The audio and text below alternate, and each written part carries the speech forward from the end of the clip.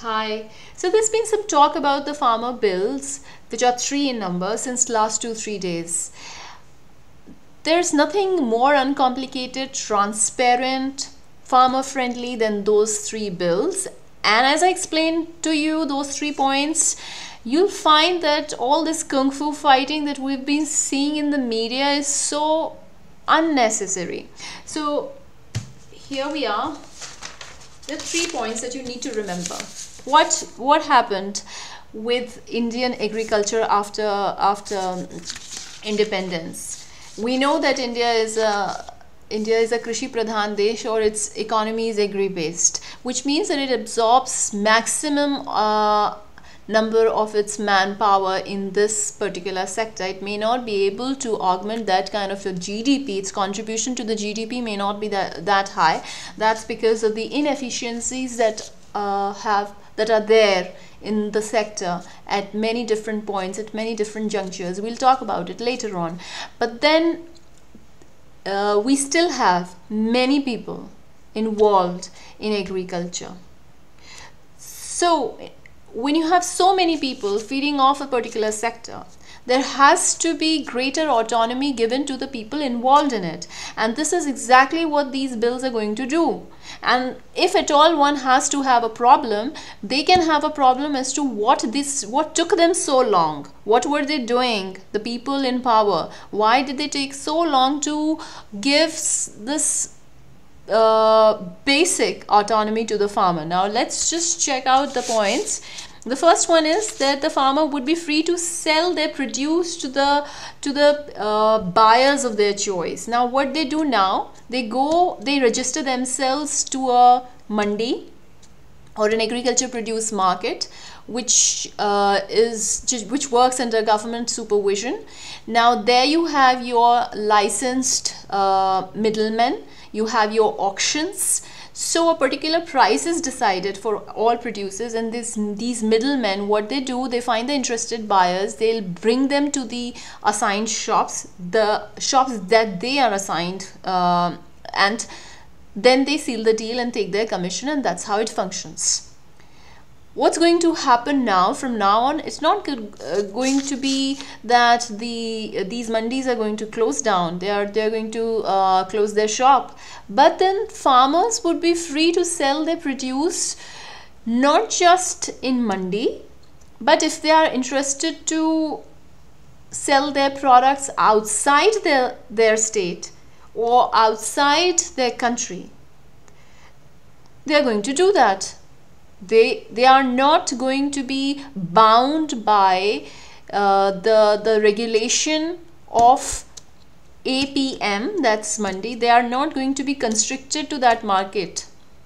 They will now have a bigger market, and when they go from one state to the other, they would not be taxed extra. Of course the transportation cost is going to be there, but that's not they're not going to be taxed. So that's one part of it. That's the first part of it. The second is going to be contract farming. So if an owner of a processing industry, small, medium or large scale industry, they contact the farmer, give them the contract of producing a certain amount of a particular product, they will be promoted. This will be encouraged.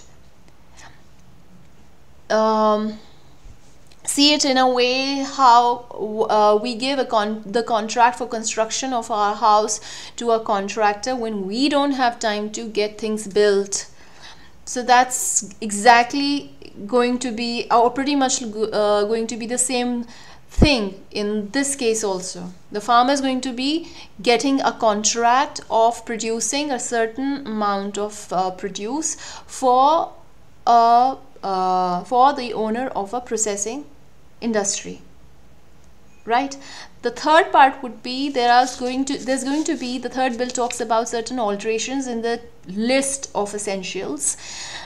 When you are producing certain essential commodities, you cannot keep a stock of, you can't stock them, because then they put it in the category of hoarding.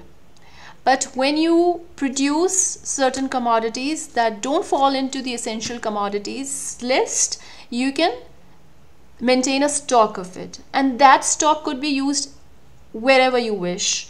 You can make a tie-up with some investor who wants to use that produce, or do what you like. So basically these are the 3 points that give a greater autonomy. Maybe in the beginning, just like demonetization, people were going haywire. Demonetization was a much stronger case, but then it did change things.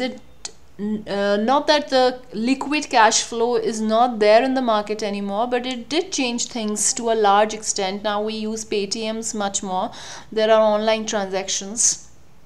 We use credit cards much more than we did before, prior to 2016. In the same way, the farmers may feel confused early on, being on their own, but they are going to be much more proud, independent, and people with good exposure, better and more efficient practice of farming and selling and marketing, of course. So it's going to be not just lucrative for the farmers, but they are going to be much more intelligent in the way they operate. And the coming time will prove this, that these reforms are not enough. Much more would be done in this field. I made a small little illustration here, that what usually happens now is that the mandis are closer to the bigger land holdings. So the small landholders that usually stay on the hinterland, they go to unorganized and irregular markets that don't pay them MSP, or the minimum support price that the government decides for the producers. So in this way they are shortchanged. Either the mandis should have been more, mandis that were government regulated should have been more, but since they weren't more, the small farmers could not benefit from this, from constricting themselves to the market that would sell agriculture produce. So anyway, for big confusion about these 3 bills are that whether the MSP or the minimum support price is going to be offered to the farmers still. Yes, it's going to be it's still going to be offered. It's still going to be there. It's just that things are going to change by and by. They are going to change, and seeds have been sown. So let's just hope that the farmers, in some time, in a couple of years, they can be prouder, more prosperous people, happier people, because in the last few years they have faced some real bad times. All right, thank you. Bye.